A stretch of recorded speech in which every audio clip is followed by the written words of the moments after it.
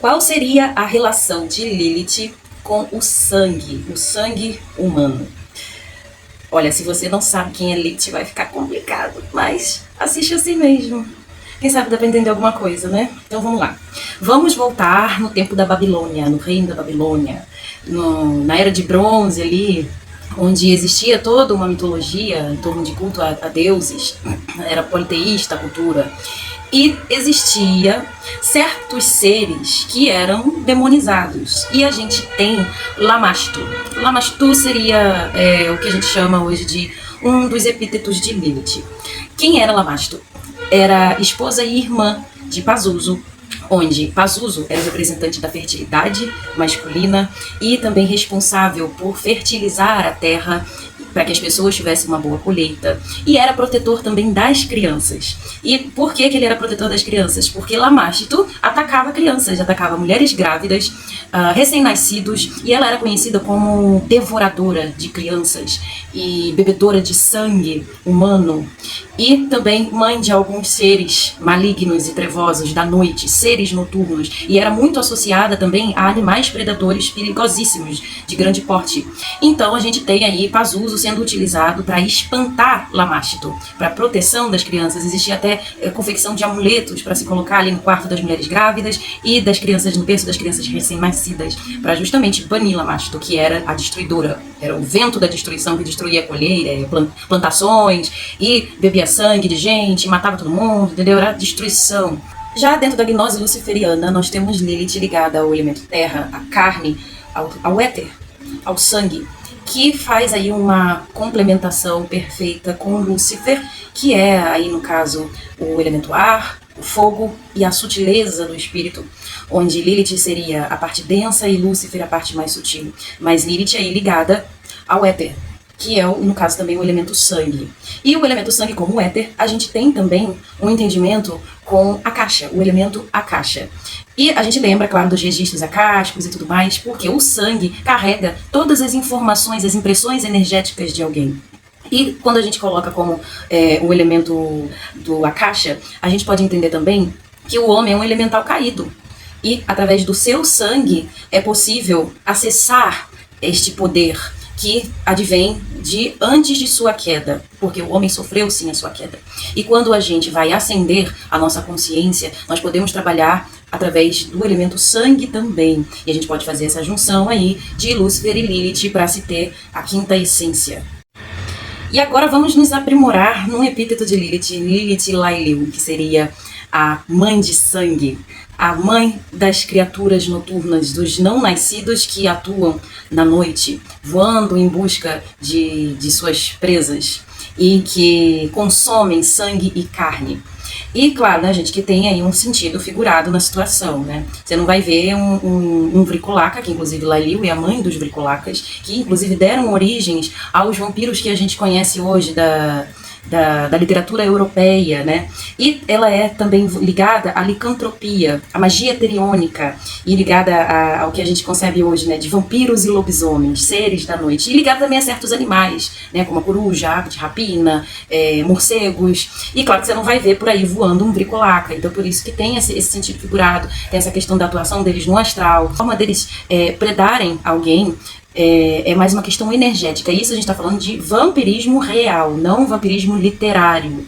E um ataque astral pode ser feito para drenar o sangue. Como seria esse drenar o sangue de uma pessoa? Um ente espiritual ali para drenar o sangue de uma pessoa. O sangue carrega energia vital. Então, essa energia vital é que vai ser consumida. Essa energia vital vai ser sugada por estes seres que são os filhos de Lilith Lailiu. E quando você vai fazer um trabalho de vampirismo, você pode tanto alimentar estes seres, ou você mesmo, através de Lilith Lailiu, presidindo ali o seu rito, você conseguir retirar da pessoa a energia vital que ela carrega. E dentro da cabala clifótica, onde nós temos também Lilith e Lúcifer fazendo aí uma composição perfeita, né? Um encaixe perfeito dessas energias, né? A gente tem, então, o sangue menstrual sendo utilizado também. O sangue menstrual sendo utilizado dentro de ritos da cabala pifótica, tem um exemplo muito interessante que é chamado, inclusive, até de o dom de Samael à mulher. Um dom que foi dado à mulher para que ela tivesse poder e força. E o sangue menstrual sendo utilizado nesses ritos, ele auxilia como se fosse uma chave para abrir a conexão com deuses sombrios, acesso a conhecimentos, a gnose, etc. E, inclusive, tem um elixir muito interessante feito a partir do sangue menstrual em magia sexual. Dentro da magia sexual, é possível produzir um elixir que a gente pode chamar de sangue de dragão, que ele vai ser utilizado, o sangue menstrual, para representar ali as forças de Lilith, que é o sangue que é ligado à dissolução, o sangue que não foi fértil, que é algo que simboliza algo sendo desfeito, a morte até, né? E a gente tem o sêmen, que representaria a vivicidade, aquilo que tem força de vida, que carrega a vitalidade. E essa junção desses dois polos se faz a complementação também do polo masculino e do polo feminino, produzindo assim um elixir perfeito para muitas magias, dentro de muitos ritos, que pode ser utilizado aí para várias funções e alguns intentos. Então, a gente tem também o sangue menstrual sendo utilizado como complemento ao sêmen, que é o polo masculino, o polo feminino se juntando ali na questão física, e toda a representação entre Lilith e Lúcifer se complementando nesses dois polos, né, de dissolução e de vivicidade, de vitalidade. E interessante também eu frisar que em ritos de necromancia também é utilizado esse elixir, para que você trabalhe com poderosos mortos. Também é utilizado em ritos, onde você vai invocar poderosos mortos e fazer certos ritos, certos trabalhos de inúmeros intentos aí. Mas o mais interessante, principalmente, é a oportunidade de você fazer um rito utilizando esse poderoso elixir, esse sangue de dragão, para obter conhecimentos, obter gnose e desses poderosos mortos. É como se você os trouxesse do submundo até terem acesso aí à sua consciência. Lembrando, né, gente, que magia sexual não se faz com qualquer pessoa. E magia sexual também não é algo simples de ser feito. Existe todo um preparo, toda uma concentração, e não é uma questão, assim, de ficar ali distraindo a cabeça, sentindo apenas prazer. O ápice do ritual é o orgasmo. Ou a mulher chega ao orgasmo antes do homem, ou os dois chegam ao orgasmo juntos, mas ideal é chegarem juntos, né? Então, não é algo simples e você não vai fazer sexo com qualquer pessoa. E muito cuidado com o sacerdote que chega pra você e diz que vocês têm que fazer um ritual de magia sexual onde você vai representar Lilith. Não é assim que funciona, não. E as pessoas têm que ter conexão entre elas já estabelecida e, se possível, parceiros fixos que vão fazer rituais juntos. Podem até não ser um casal na vida comum, mas dentro da ritualística tem que ser casal fixo, para não ter profanações, para não ocorrerem profanações. Então fica atento a isso, tá?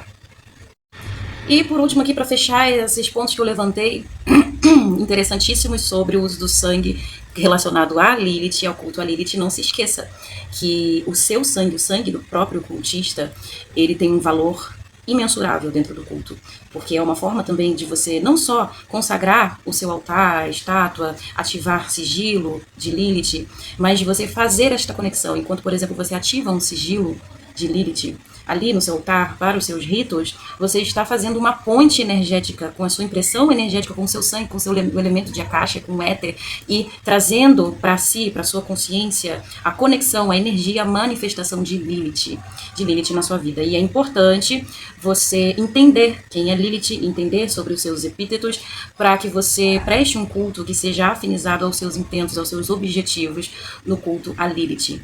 Lilith, que é uma divindade, a mãe dos demônios. Então, preste bem atenção que tipo de culto você quer exercer a Lilith, para que sim você identificar, né, o que você está necessitando desenvolver magisticamente e o que tem a ver com o seu caminho espiritual. Então, fique atento também aos epítetos de Lilith.